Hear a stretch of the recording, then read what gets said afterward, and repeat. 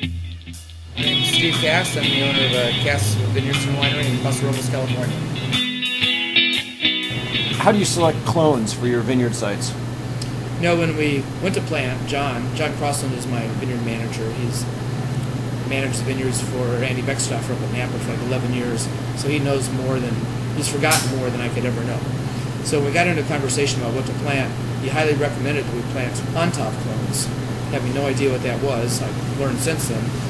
ONTOB is an acronym for an agency of the French government.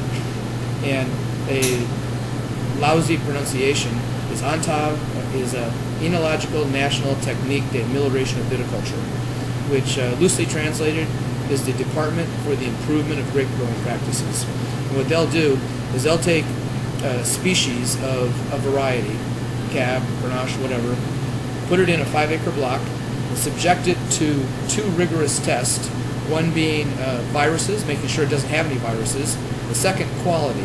And by quality, what they're looking for is a consistency in the size of the clusters, the number of berries, and the size of the berries, number of berries, size of the cluster.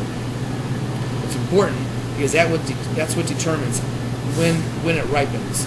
Small berries, small clusters ripen very quickly. Large berries, large clusters take a little bit longer. Because they take a little bit longer, they get bigger fruit characteristics to them. But if you said, well, Cabernet is Cabernet, I'm just going to put all my Cabernet in a big old block, and then you go to pick that fruit, and you say, I'm going to pick a 25 bricks, for example. 25 bricks being a measurement of sugar. 25 bricks means 25% sugar. 25% sugar, 60% of the sugar ends up being your alcohol number. So if you're 25 bricks, you're going to be at 15 or 16% alcohol. So the winemaker says, let's do 25 bricks. And you got Cabernet in a block that's not genetically consistent. You're going to pick berries that are 23 bricks, and you're going to pick berries that are 27 bricks. You're going to crush them all together to see what the average for the block is, and it'll say 25. Well, 25 is the number you want, but 23 is shitty wine, 27 is shitty wine. Just because an average is 25 doesn't make good wine.